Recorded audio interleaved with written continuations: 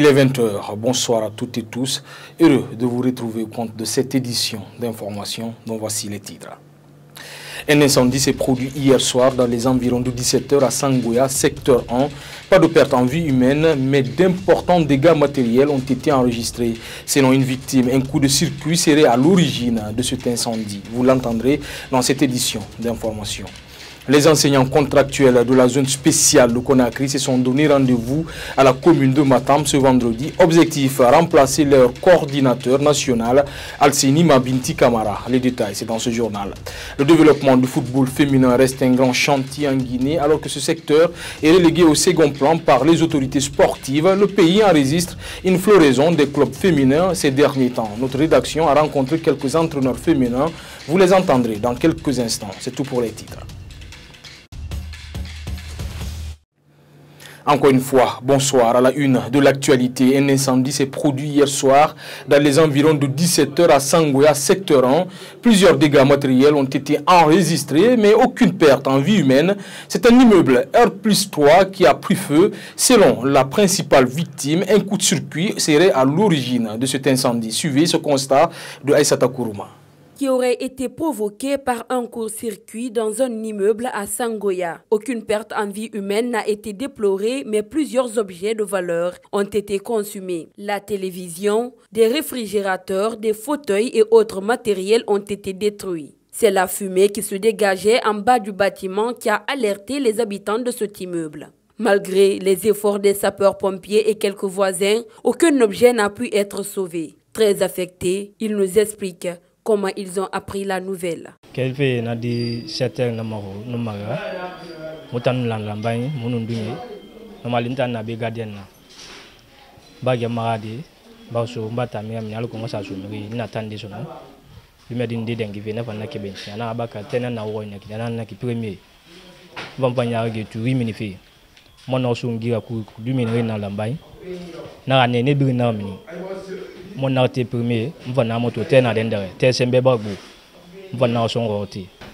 Moi j'étais dans ma chambre est juste là au premier.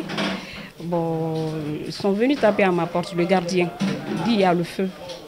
Moi je suis sortie et j'ai regardé par là au salon.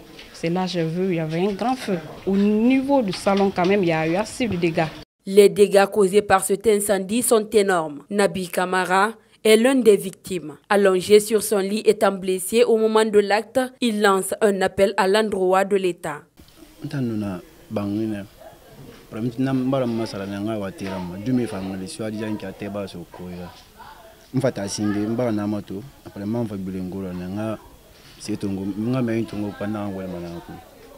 Sur le coup, ça fait des fermes quoi. Vitre fait exploser. Ça fait courant Il faut signaler que ces derniers temps, plusieurs cas d'incendie ont été enregistrés dans la capitale guinéenne et de nombreuses familles se retrouvent aujourd'hui sans abri. Toujours dans l'actualité, le gouvernement de transition a présenté mercredi dernier le projet de loi de programmation budgétaire pluriannuelle 2024-2026 au Conseil national de la transition. Quelle est la définition d'une telle initiative? Quel est son impact sur le panier de la ménagère en faveur des populations pauvres? Pour en savoir plus, la question a été posée à Alassane Makanera Kake, spécialiste en finances publiques. Suivez le reportage dans Soubaïlou Baldé. Après la présentation par le gouvernement de transition du programme de budget pluriannuel 2024-2026, l'économiste Al-Hassan Makanera Kake a apporté des précisions sur la portée d'une telle initiative. Ce spécialiste en finances publiques a donné une définition à la loi de programmation budgétaire. Vous savez, l'État intervient dans le financement de ses activités à travers son budget qui est cadré dans une année. C'est-à-dire l'autorisation budgétaire, c'est pour une année. Mais lorsque l'État voudrait faire des investissements supérieurs à une année, il faut obligatoirement faire adopter la loi qu'on appelle la loi de programmation ou la loi de programme. C'est le cas Je tiens compte à dire cela parce que les gens pensent tout de suite que d'ici 2026, tout ce qu'on a dit là, c'est réglé. C'est ce qui est souhaitable. Mais sur le plan du droit financier, ce n'est qu'une prévision et avec une souplesse. On peut commencer en 2025 comme on peut attendre jusqu'en 2026 pour commencer et continuer dedans. Pour Alhassane Makanera Kake, la politique budgétaire en Guinée souffre de plusieurs insuffisances, notamment la participation des citoyens à son élaboration. Et pour que la collectivité soit satisfaite, il faut laisser la collectivité déterminer ses besoins. Mais malheureusement en Guinée, franchement, on décide d'en haut pour les gens d'en bas. Alors que pour satisfaire les besoins d'en bas, il faut demander ceux d'en bas pour remonter leurs besoins à ceux qui sont d'en haut, pour décider enfin pour ceux qui sont d'en bas. Mais nous, tout est d'en haut. Et le bas, ça tombe comme c'est l'eau de pluie qui les trouve. Parfois, ils ne veulent même pas de l'eau de pluie qui tombe. Les données macroéconomiques livrées par les autorités sont réelles à en croire les spécialistes en finances publiques. Mais le problème qui affecte négativement la Guinée est de constater que la croissance économique est boostée en grande partie par le secteur minier qui a à lui seul 11%. Restons toujours dans l'actualité. Les acteurs sociopolitiques sont divisés ces derniers temps autour du récent décret du président de la transition relatif à la nomination des chefs de quartier et districts par les gouverneurs des régions administratives du pays. Certains estiment que ces nominations ne s'adossent pas sur une loi. Mayambo Ibaré. Le récent décret du président de la transition relatif à la nomination des chefs de quartier et districts par le gouverneur ne fait pas l'unanimité au sein des acteurs sociopolitiques engagés dans le cadre de dialogue inclusif interguinéen. Une décision à laquelle ces acteurs n'adhèrent pas vu la complexité que cela implique vis-à-vis du respect du chronogramme de la transition. Pour le secrétaire général par intérim du PDG RDA Oyebe Yavogui, ce décret doit s'appuyer sur une loi juridique. Pour nous, du moment que ça ne figure pas dans les 35 résolutions, ce n'est pas exclu qu'on puisse solliciter une séance de travail à travers les facilitatrices et que le CNRD soit là, qu'on puisse discuter, pour qu'au moins ce décret puisse s'appuyer sur un point d'accord ou tout au moins sur une loi. Parce que si le décret est pris comme ça, sans aucune base juridique, je pense que ça devient un peu compliqué. Selon l'article 99 du Code électoral, révisé en date du 24 février 2017 par la 8e législature, la désignation des membres du Conseil de district et de quartier est faite au prorata des résultats obtenus dans les districts et quartiers par la liste des candidatures à l'élection communale. Une décision qui n'a jamais été appliquée sous le régime d'Alpha Condé, selon Ibrahima Sori Diallo, président de l'ADC-BOC. Il estime que l'application du décret du président de la transition à l'état actuel aura des conséquences. Lorsque on ne trouve pas, c'est-à-dire ce décret ne s'adosse pas sur une loi ou sur une convention, on ne pourra pas du tout l'appliquer. Parce que qu'est-ce que cela va redouter?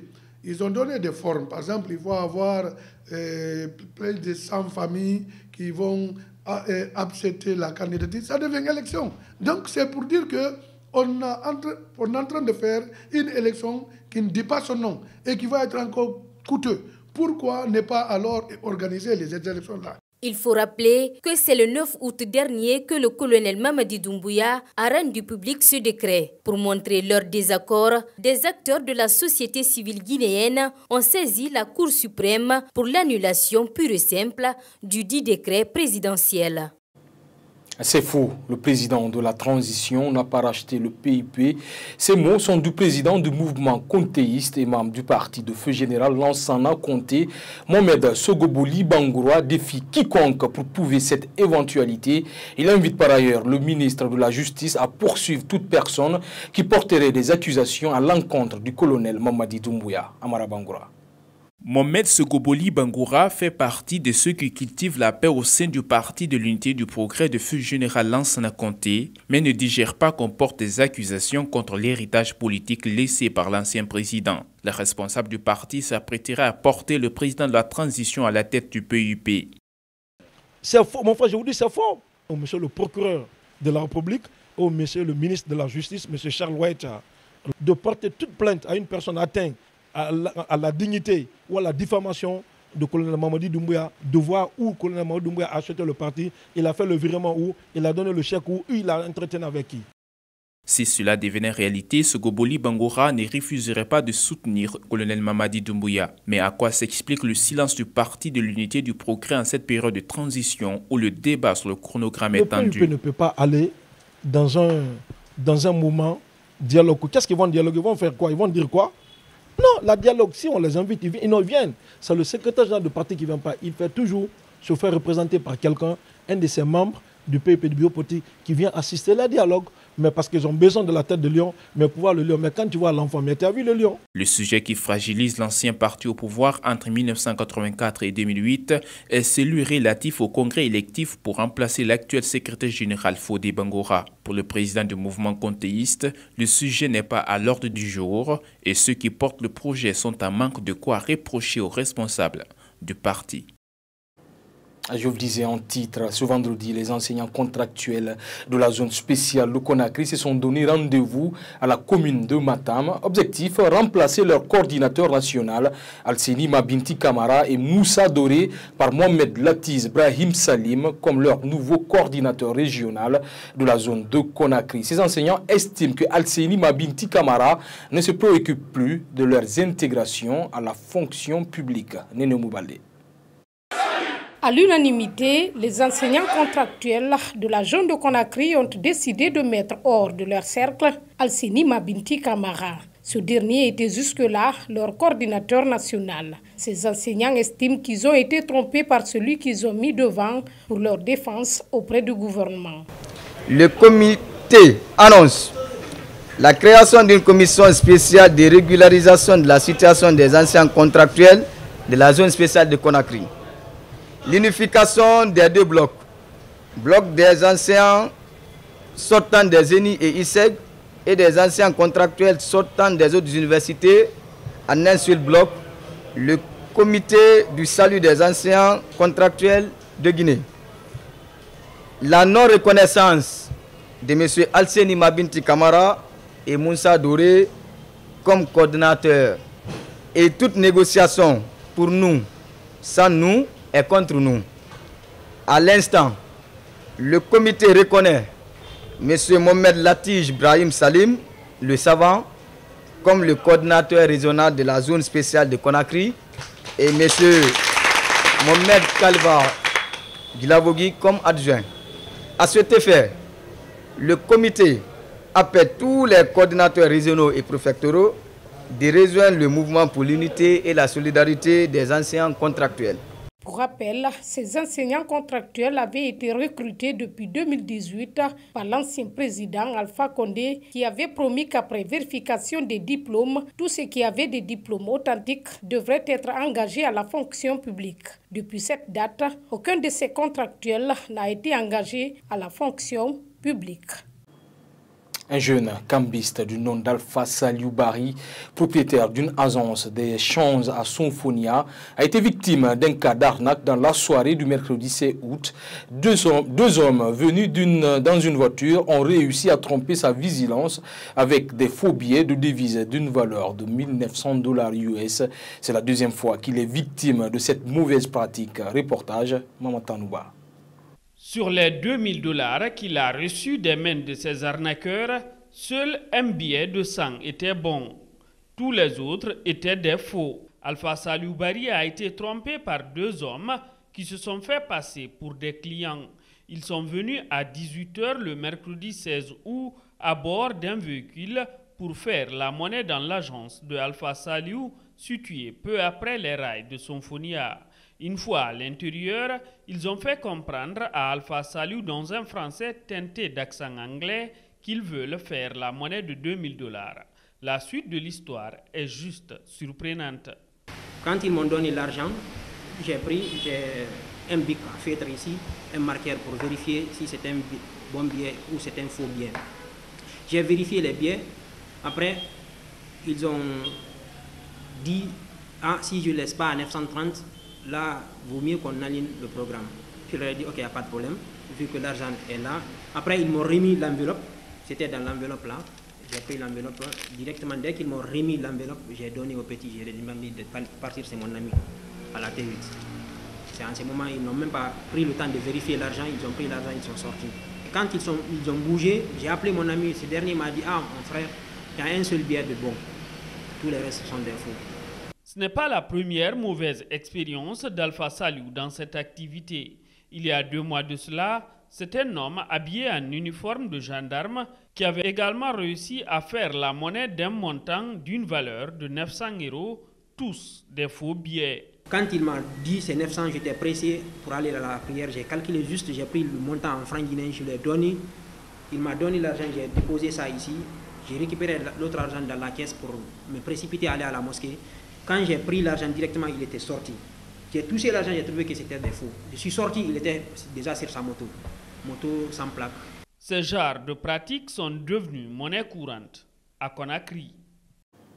Maintenant, sport. Le développement du football féminin reste un grand chantier en Guinée. Ce secteur du sport roi est tout le temps relégué au second plan par les autorités sportives. Pourtant, le pays enregistre une floraison de clubs féminins ces derniers temps, mais elles sont confrontées à d'énormes difficultés, notamment le manque de compétition. Aujourd'hui, pour évaluer la performance de ces footballeuses, les entraîneurs des équipes féminines de Yimbaya sont obligés d'organiser un mini-championnat entre les clubs de première et deuxième division de Conakry. Cette initiative est saluée par les joueuses qui étaient dans le besoin de disputer des matchs. Lansana Fofana nous fait le point. Elles sont passionnées du football, elles veulent faire carrière et représenter dignement le pays dans des compétitions internationales. Mais elles manquent de soutien majeur des autorités sportives. Ces jeunes footballeuses s'entraînent toute une année sans disputer le moindre match d'une compétition nationale.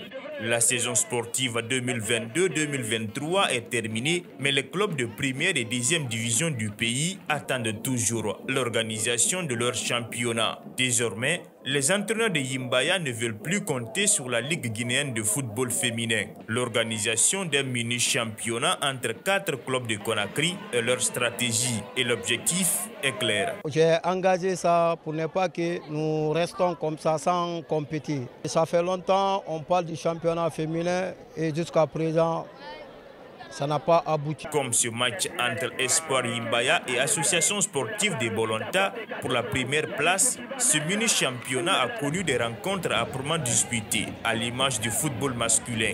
Cette compétition a également permis à ces jeunes footballeuses de connaître leurs performances, mais aussi de jouer des matchs qui les avaient tant manqués. Cette compétition aussi représente pour nous l'aide des juges pour nous mettre un peu de talent, nous donner un peu de cohérence entre nous et de soutenance. On s'est battu, malgré la défaite, on a fait notre mieux. Cette compétition représente une grande chose pour nous.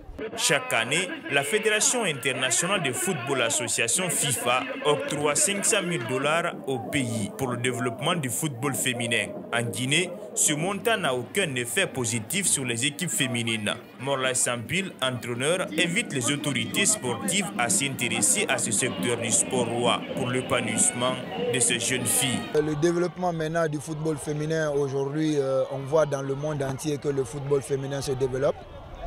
L'appel que nous allons lancer à notre ministre, c'est de nous permettre de booster la Fédération guinéenne de football afin qu'il puisse organiser un championnat digne de nom. Quand on fait des séances d'entraînement sans compétition, c'est comme si on était en train de naviguer à perte de vue sur une mer. Comme dirait l'autre, il n'y a pas d'athlètes sans compétition. C'est pourquoi ces jeunes filles souhaitent l'organisation rapide de leur championnat afin de leur permettre de se bâtir une carrière professionnelle dans le football à l'image des joueuses comme Martha du Brésil ou encore Wendy Renard de la France.